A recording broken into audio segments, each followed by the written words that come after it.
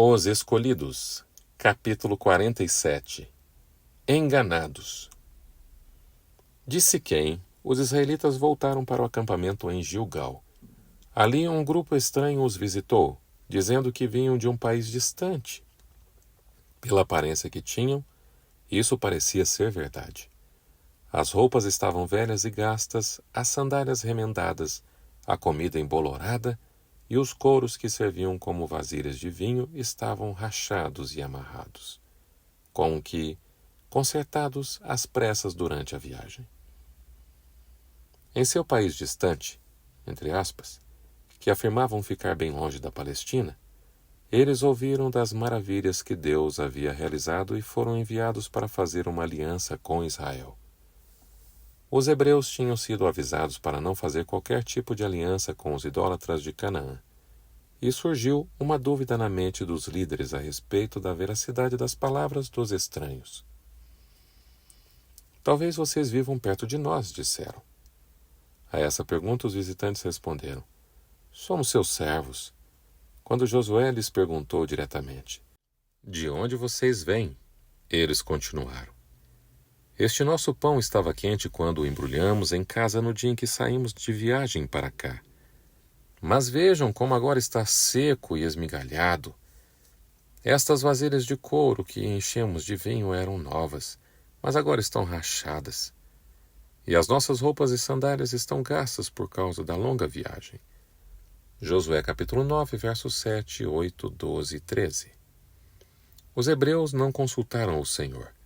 Então Josué fez um acordo de paz com eles, garantindo poupar-lhes a vida, e os líderes da comunidade o confirmaram com juramento. Josué 9, versículo 14 e 15. A aliança foi estabelecida. 3 dias depois, Israel descobriu a verdade. Souberam que eram vizinhos e que viviam perto deles. Josué 9,16. Os gibeonitas recorreram ao engano para salvar a vida. Os israelitas ficaram ainda mais indignados quando, depois de 3 dias de viagem, eles chegaram à cidade dos gibeonitas, próximas ao centro do país. Entretanto, os príncipes se recusaram a quebrar a aliança, apesar de ter sido conseguida por meio do engano, pois haviam feito um juramento em nome do Senhor, o Deus de Israel, e os filhos de Israel não os atacaram. Josué 9,18. Os gibeonitas se comprometeram a renunciar à idolatria e a aceitar o culto a Jeová. Assim, a preservação de sua vida não foi uma transgressão da ordem de Deus para destruir os idólatras cananeus.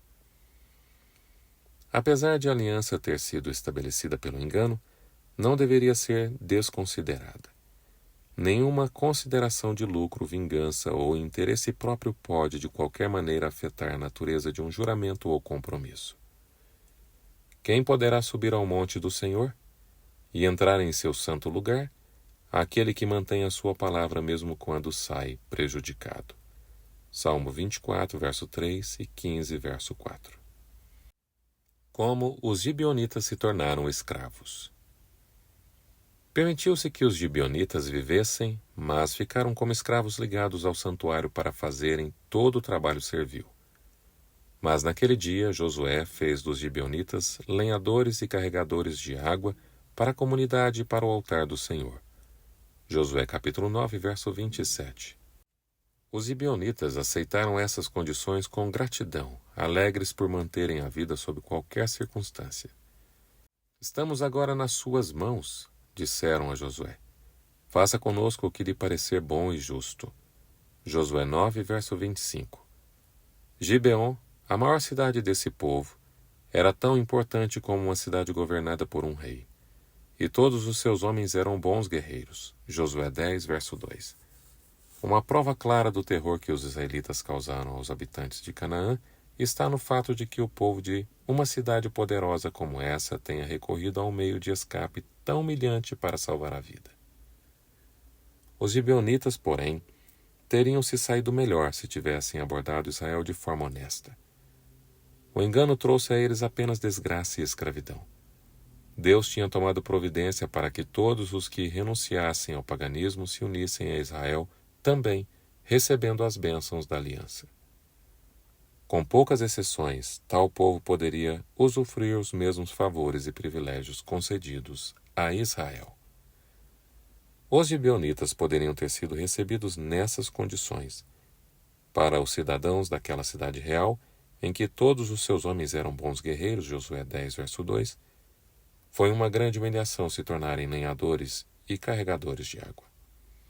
Assim, em todas as suas gerações, sua condição de escravos testificaria de que Deus odeia a falsidade.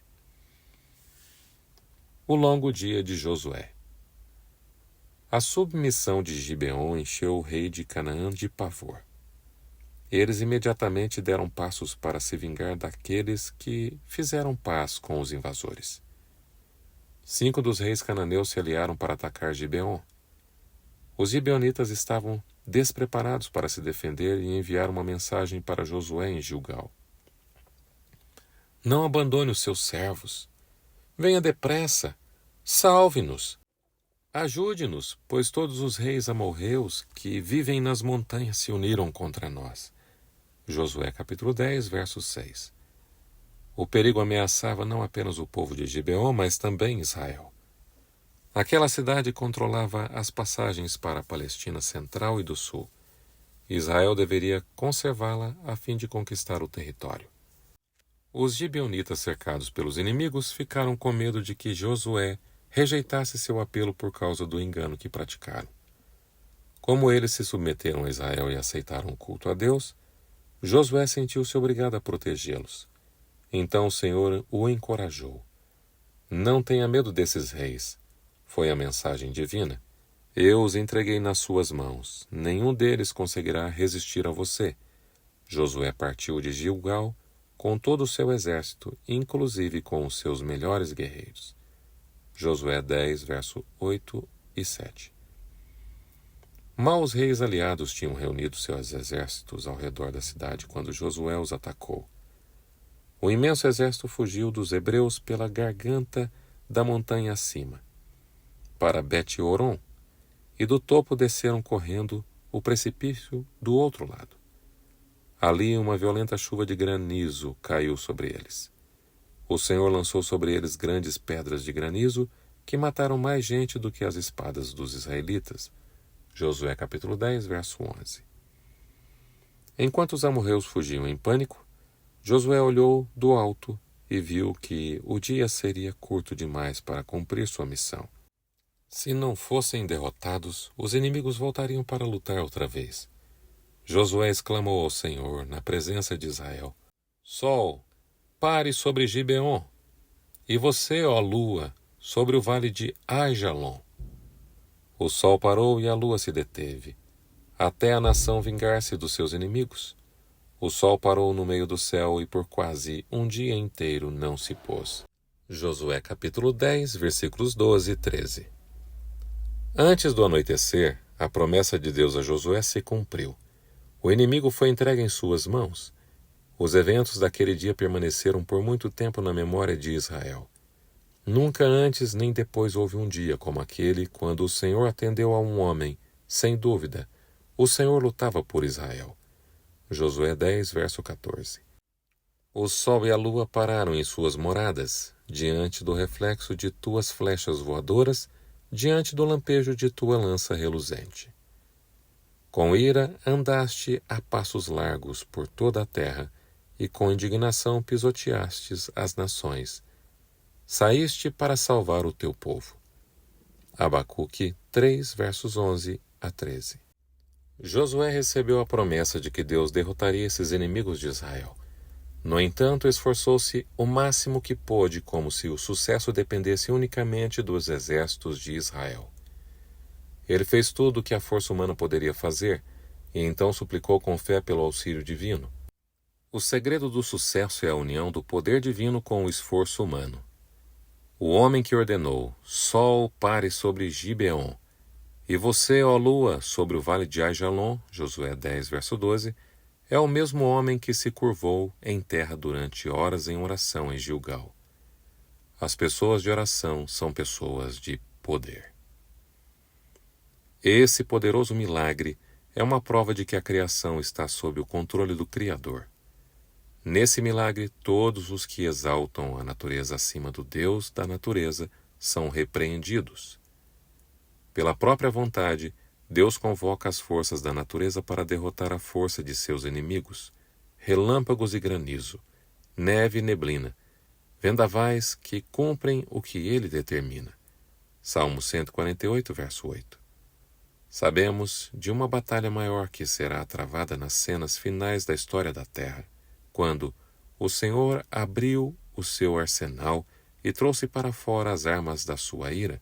Jeremias 50, verso 25. João, o Revelador, descreve a destruição que ocorrerá quando uma forte voz que vinha do trono anunciar: "Está feito!" Ele diz: "Caíram sobre os homens vindas do céu enormes pedras de granizo de cerca de 30 e 50 quilos cada." Apocalipse capítulo 16, versículo 17 e 21. O fim do capítulo 47.